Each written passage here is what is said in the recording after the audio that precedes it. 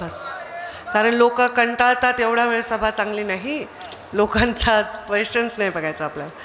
तर आता आपल्या धारूर ही अत्यंत आपलं मुंडे साहेबांचं लाडकं, भारतीय जनता पार्टीची ताकद असणारं असं गाव. या धारूरच्या नगराध्यक्षपदाचे नगरपालिकेची निवडणूक आहे आणि या नगरपालिकेच्या निवडणुकीमध्ये भारतीय जनता पार्टीचे उमेदवार आपल्या सर्वांसमोर मतदान मागण्यासाठी उभे आहेत. त्यामध्ये आमच्या या नगरपालिकेच्या नगराध्यक्षपदाचे जे उमेदवार आहेत ते म्हणजे आपले रामचंद्रजी निर्मळ हे आपल्यासमोर उभे आहेत. तसेच आपल्या नगरपालिकेतील उमेदवारांचा परिचय देखील मी आपल्याला करून देते. निर्मला नेहरकर, बालाजी चव्हाण, सारिका शिरसाट, अतुल शिंगारे, वैशाली अहंकारे, दत्तात्रय सोनटक्के, प्रेरणा निर्मळ, जियाजी गायकवाड, माधुरी लोकरे, रोहित हजारी, सैयद सबिहा अंजुम अमजद, मोहम्मद शरीफ यूसुफ, मोमिन मोहम्मद नदीम, अरुणा भास्कर, गोंदने सीमा, बाळासाहेब खामकर, मीनाक्षी निर्मळ, विनायक शिंगारे, अजय गायसमुद्रे आणि गायत्री लोखंडे असे आपल्या 10 प्रभागामध्ये 20 उमेदवार हे आपल्या सगळ्यांची भविष्यामध्ये सेवा करण्यासाठी उभे आहेत. या सर्व उमेदवारांना येत्या 2 तारखेला कमळाच्या फुलासमोरचं बटन दाबून प्रचंड मतांनी विजयी करा अशी नम्र विनंती मी आपल्याला करते.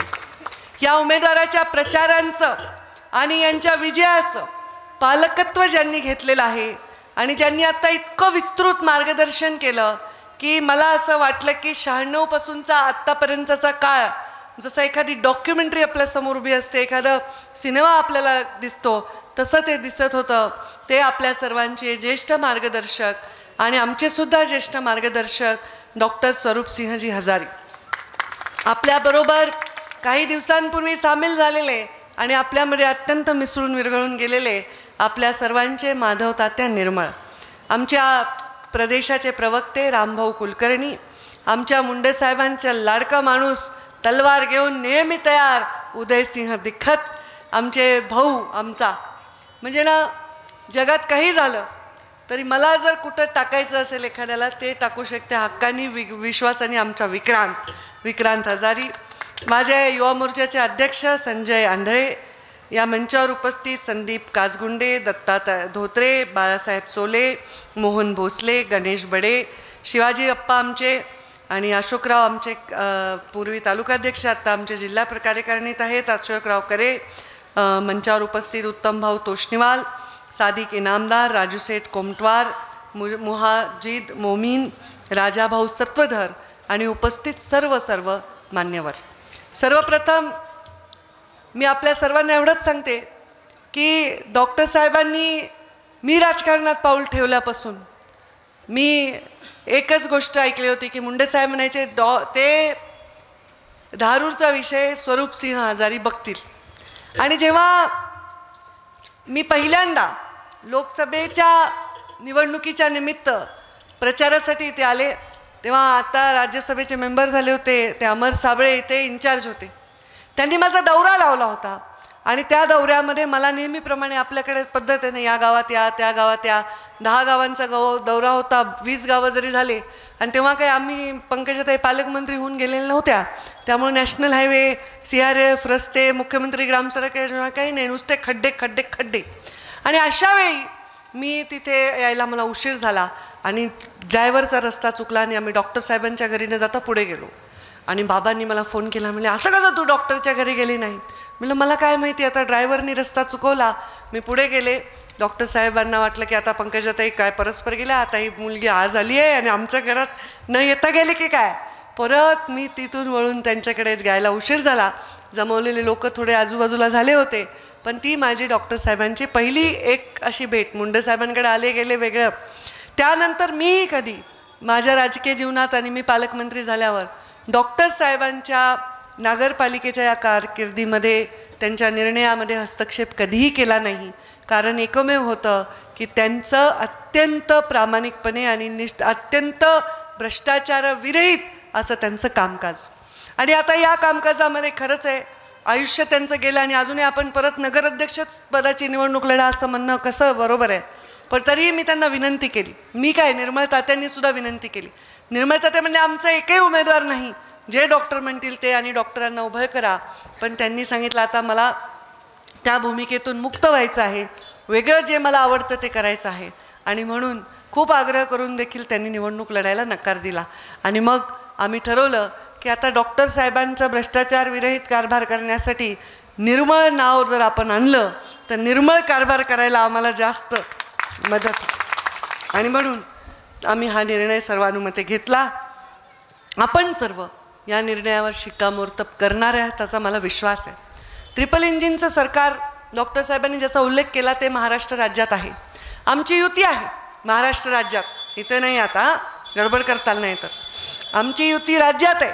तिथे आम्ही 3 पक्षाचं सरकार आहे. पण आता मला वाटत नाही की फार ठिकाणी युती झालेली आहे.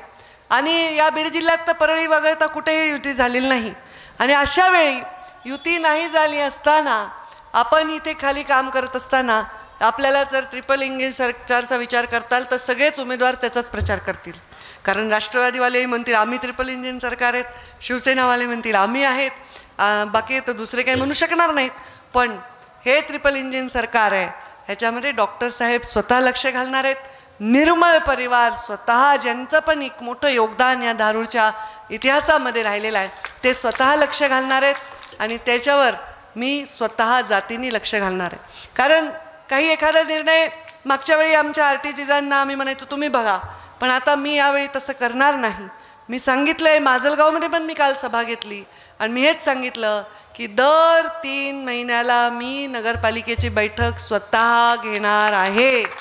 आणि इथल्या प्रत्येक कामाला लोकांच्या गोष्टीला आपण एक वेगळ्या पद्धतीने हाताळणार आहोत. लोकांना आनंद वाटेल, लोकांना समाधान वाटेल अशा प्रकारचं काम हे आपल्या माध्यमातून होईल असा प्रयत्न माझा असणार आहे. आता जेव्हा सरकारमध्ये पहिले निधी नसायचा, नगरपालिकेला स्वतःच्या उत्पन्नाशिवाय काही साधन नव्हतं. पण आता निधी येतो, केंद्र शासनाचा येतो, राज्य शासनाचा येतो, जिल्हा नियोजनचा येतो आणि या निधीतून आपल्याला विकास करता येईल. पहिला माझी इच्छा आहे धारूर हे पूर्णपणे स्वच्छ असावं. धारूरचे सगळे ड्रेनेज आपल्याला कुठेही अंडरग्राऊंड ड्रेनेज असावे. धारूरमध्ये जिथे शक्य आहे तिथे वृक्ष लागवड करायला पाहिजे. धारूरच्या पाणी पुरवठ्याची योजनेचं जे अडचण डॉक्टर साहेबांनी सांगितली ती निर्मळ तात्यांनी पण मांडली की कुठे प्रॉब्लेम झालेला आहे तिथे पुन्हा काम करावं लागणार आहे. त्यामध्ये सुद्धा व्यवस्थित प्लॅनिंग करून काम करून घरोघरी पाणी पोचवण्यासाठी जे आमच्या प्रधानमंत्री नरेंद्र मोदींचं स्वप्न आहे की महिलांचे कष्ट कमी व्हावे, महिलांना गॅससमोर बसावं लागावं, चुलीसमोर बसावं लागू नये, महिलांना शाळेत शिकता यावं, महिलांना सुरक्षा लाभावी, या महिलांच्यासाठी पाणी घरापर्यंत जावं, हर घर जल ही योजना आहे तसं घराघरामध्ये आमच्या पाणी जावं हे आपले जे आपण प्रयत्न करणार आहोत ते यशस्वी झाले पाहिजे. त्याचबरोबर या धारूरमध्ये आपण आता सुंदर डॉक्टर साहेबांनी सांगितलं इतकं सुंदर मार्केट आपण इथे बनवलेलं आहे. हे शॉपिंग कॉम्प्लेक्सच्या माध्यमातून इथे या उत्पन्न या नगरपालिकेला होणार आहे. मी आता मध्य प्रदेशची प्रभारी होते 5 वर्ष, मी पण संघटनेचं काम केलं आणि हे करत असताना मी इंदोर भोपाळ इथं सदैव जात होते. इतकं स्वच्छ शहर आहे. या शहरांमध्ये 10 वर्ष सतत देशाचा पुरस्कार या शहरांना मिळालेला आहे, भोपाळ आणि इंदोरला. आणि ते मी पाहण्यासाठी आत्ता जालन्याच्या सगळ्या टीमला पाठवलेलं आहे आणि त्यांना सांगितलं आहे की तिथे जाऊन या, तिथे ट्रेनिंग घेऊन या आणि आपण त्या धर्तीवर जालन्याचे मी पालकमंत्री असल्यामुळे तिथे आपण काम करू. तसंच काम या बीड जिल्ह्यामधल्या प्रत्येक नगरपालिकेमध्ये व्हावं. या कचऱ्याचं व्यवस्थापन व्हावं, कचऱ्यावर प्रक्रिया व्हावी आणि कचऱ्यावर प्रक्रिया करणारा एक उद्योग या ठिकाणी असावा. आपण सांगितलं इथे एक आमचं पशुवैद्यकीय दवाखाना आहे, इथे काही कर्मचारी आलेत, तो उद्घाटनामुळे थांबला आहे. आचारसंहिता झाल्याबरोबर त्याचं उद्घाटन करू म्हणजे इथल्या पशुसेवकांना फार मोठ्या प्रमाणात दिलासा मिळेल. ग्रामीण रुग्णालयाची अवस्था खराब आहे. मगाशी निर्मळ तात्यांनी सांगितलं ते रुग्णालय आपण प्राधान्याने दुरुस्त करून घेऊ. ग्रामीण रुग्णालयाकडे जाणारा, स्मशानभूमीकडे जाणारा, शाळेकडे जाणारा रस्ता हा चांगला असावा, स्वच्छ असावा, सुरक्षित असावा. गावागावामध्ये चौकाचौकामध्ये CCTV कॅमेरे असावे जेणेकरून सुरक्षा आपल्याला मिळावी, मार्केट हे व्यवस्थित असावं, अतिक्रमण नसावं. या नारूरमध्ये आल्यानंतर एकदम हे धारूर जे डॉक्टर साहेबांनाही अपेक्षित आहे आणि जे निर्मळ तात्यांनी मला शब्द दिला आहे की तशा पद्धतीने करायचं आहे, हे करून घेण्यासाठी मी जणू धारूरचीच नगरसेवक जसं काम करेल तसं काम मी करणार. माझा आग्रह असणार आहे, जेवढे नगरसेवक निवडून येणार आहेत त्यांनी, आणि दुर्दैवाने कोणी एखादं राहू नये, राहिलं त्यांनी जनतेला रोज भेटावं. माझ्या राजकारणातल्या जीवनामध्ये मी रोज जनता दरबार असतो माझ्याकडे, रोज. मला वाटतं रोज व्हिजिटरला भेटणारे फार लोक नाही आहेत. लोक एखाद्या दिवशी व्हिजिटरला भेटतात, बाकी कोणाला भेटतात वेगवेगळ्या कार्यकर्त्यांना. माझ्या घरी सकाळी रोज जनता दरबार असतो. मी ओळख पाळख काही लागत नाही, जो येईल त्याचं काम बघते, फोन करते, त्याला पत्र देते. आता वैयक्तिक कामाचे चुकीच्या पद्धतीचे पत्र मागते कोणी, कोणाच्यावर ACBचीच कारवाई झाली, पैसे हातात घेताना पकडले तरी आम्हाला वाचवा ताई, तुमचा कार्यकर्ता माझा पाहुणा आहे, असे कामं मी करत नाही. कोणाला काही वाटो, पंकजा मुंडे चुकीचं काम कधीही करू शकत नाही. माझ्याच्याने ते होणार नाही, कारण गोपीनाथ मुंडेच्या रक्तात आणि त्यांच्या संस्कारात ते कधीच होऊ शकत नाही. आणि म्हणून चुकीच्या कामाला इथे थारा दिला जाणार नाही. आता आमच्या मायमाऊली बघा किती मोठ्या संख्येने आल्यात सभेला, हात करायल्यात, तिकडून मला मन लावून ऐकायल्यात. आता काही टेक्निकल गोष्टी म्हणत असतील, काय बोलायलेत हे लोक आम्हाला काही कळेल, कारण त्या म्हणे काय आम्ही तर पंकजा ताईला बघायला आलोत. कशाला आलात? ताईला बघायला? ताई काय म्हणायली ते ऐकायला पण आलात ना. मग तुमचा सुद्धा विचार केला गेला पाहिजे. नाही 50% मतदान आहे. आमची नगराध्यक्ष पदाचे अनेक इथे आता जे उमेदवार आहेत नगरसेवक पदाचे तेही मोठ्या प्रमाणात महिला आहेत. जिल्ह्यामध्ये नगरपालिकेमध्ये आता आमची इतकी चांगली मुलगी उभी आहे माजलगावमध्ये, आमची डॉक्टर एक उभी आहे बीडमध्ये, एकदम सुशिक्षित आणि चांगले चेहरे आम्ही दिलेले आहेत. महिलांचं सक्षमीकरण व्हावं, सबलीकरण व्हावं. छोटासा एखादा उद्योग या ठिकाणी महिलांना, गृहउद्योग हा इथे यायला पाहिजे, हाही प्रयत्न मी करणार आहे. म्हणजे इथल्या गरीब महिलांना कुठला तरी उद्योग मिळेल. आणि माझ्या हे जे मी म्हणत होते कचऱ्याचं व्यवस्थापन, हे पण बचत गटांना काम द्यायचं आहे आपल्याला.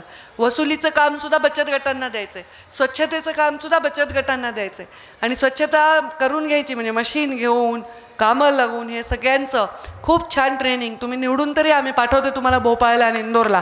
पूर्णपणे ट्रेनिंग घेऊन एक स्वच्छ अशी नगरपालिका आपल्याला इथे करायची, जिचा कारभार पण स्वच्छ आहे, जिथे भ्रष्टाचाराला थारा नाही आहे, जिथे सामान्य माणसाला आधार आहे, जिथला नगरसेवक रोज जनता दरबार घेत आहो.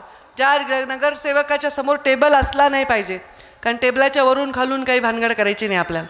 बिना टेबल ठेवता नगरसेवक बसले पाहिजे आणि त्यांनी कार्यकर्त्यांचे नावं लिहून त्यांचे कामं मार्गी लावण्यासाठी प्रयत्न केले पाहिजे. काय नगरपालिकेच्या लेवलवर कामं असतात, पाणी नाही आलं आहे, नाली तुंबली आहे, डास झालेले आहेत, स्वच्छता नाही आहे, ह्या गोष्टी आहेत.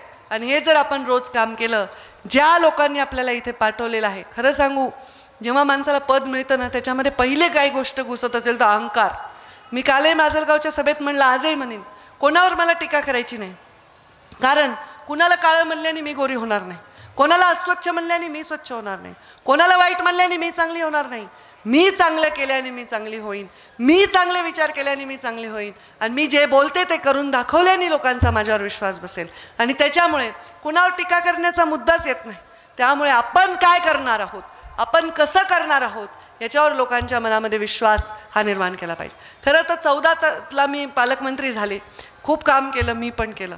खूप मुख्यमंत्री ग्रामसडक योजना केली, नगरपालिकेचे कामं केले, नॅशनल हायवे आणले, रेल्वेचे कामं केले. प्रीतमताई खासदार होत्या, 10 वर्ष त्या राबल्या. आणि हे काम करत असताना एकही उद्घाटन मी माझ्या हाताने केलं नाही. कधी मला वाटलंच नाही की आपण उद्घाटन करावं, श्रेय घ्यावं. मला वाटायचं आपण काम केल्यावर लोक काम करतात, बघतात, पण असं नाही आहे. लोकशाहीमध्ये लोकांना रोज सांगावं लागतं की आपण काय काम केलं. म्हणून मी सांगितलं की मी 3 महिन्याला येईन, म्हणजे काय काम केलं ह्याचा आढावा आपल्याला घेता येईल, एक चांगला कार्यक्रम आपल्याला इथे राबवता येईल आणि लोकांची सेवा करता येईल. नगरपालिकेला जरी निवडून आलं नाही, ग्रामपंचायतला निवडून आलं, निवडून आल्यानंतर माणसाच्या मनामध्ये पहिलं काय लागतं ते आपल्याला अहंकार येतो. अरे मी तर कोणतरी झालो आहे, मी नगरसेवक झालो आहे, मी सरपंच झालो आहे, मी नगराध्यक्ष झालो आहे, मी आमदार झालो आहे, खासदार झालो आहे, मंत्री झाले. हे आला नाही पाहिजे. जबाबदारीचं भान आलं पाहिजे. आपण भान हरपलं नाही पाहिजे, आपल्याला भान आलं पाहिजे आणि त्या आधारावर आपण लोकांची सेवा केली पाहिजे. आणि या माता बहिणींची, लाडक्या बहिणी आहेत की नाही तुम्ही? कोण आहे लाडक्या बहिणी? हात वर करा बरं. हा, मुख्यमंत्र्यांच्या लाडक्या बहिणी. लाडक्या बहिणीचं मानधन मिळतं. परत गॅसची सबसिडी ज्यांना मिळत असेल त्यांना मिळतेच. परत आमच्या शेतकरी इथे आलेले, फेटा घातलेले, टोपी घातलेले बरेच आमचे ज्येष्ठ मंडळी आहेत, त्यांनाही शेतकरी सन्मान योजना मिळते. प्रत्येक घरकुल मिळत आहे, घरकुल पगार मिळत आहे संजय गांधी निराधारच्या माध्यमातून. हे सगळं मिळत असताना जे देते त्याच्या बाजूने आपण उभं राहायला पाहिजे. आणि हे देत आहेत आमचे मोदीजी आणि आमचे देवेंद्रजी. आणि म्हणून मी तुम्हा सर्वांना आव्हान करीन की येणाऱ्या माफ करा, माझी तब्येत खराब आहे. आता आम्हाला काय बोलावं लागतं 24 तास. आराम नाही, ताप आलाय, घसा खराब आहे, पण काम करावं लागतं. काही टेन्शन आलं तरी सभा लागलेली, सभा घ्यावी लागते. त्यामुळे जरा ठसका लागला, खोकला येतोय, माईकनी पण त्रास होतो. तर येणाऱ्या 2 तारखेला आपण माझ्यावर विश्वास ठेवून, डॉक्टर साहेबांवर विश्वास ठेवून, निर्मळ तात्यांवर विश्वास ठेवून, मोदीजी आणि आमच्या भारतीय जनता पार्टीचे देवेंद्रजी यांच्यावर विश्वास ठेवून कमळाचं फूल फक्त बघा, बाकी काही बघू नका. कमळाच्या फुलावर विराजमान होऊन लक्ष्मी साक्षात आपल्या धारूरमध्ये आल्याशिवाय राहणार नाही. सर्व धर्म, सर्व जातींचा विकास अत्यंत समान न्यायाने केल्याशिवाय आम्ही राहणार नाही, हा विश्वास मी आपल्याला देते. आणि आपल्याकडनं विजयाची प्रतीक्षा करत आहे. आणि आपण सर्वजण विजयाचा गुलाल उधळण्यासाठी मला नक्की परत इथे या सभेला उपस्थित करायची संधी द्याल असा विश्वास मी व्यक्त करते. भरभरून सर्व नगरसेवकाचे जे उमेदवार आहेत त्यांना शुभेच्छा देते. सगळ्यांनी, नगरसेवकांनी सुद्धा कमळ कमळच मागा. 1 कमळ, 2 खाली, 2 वर 1, खाली 2 वर 1, गडबड करू नका, कळलं? सगळ्यांनी मागा. या धारूरमध्ये नेहमीच कमळ फुललंय, आताही फुलवा आणि विकासाची वाट मोकळी करून द्या असं तुम्हाला आव्हान करते. धन्यवाद. जय हिंद, जय महाराष्ट्र.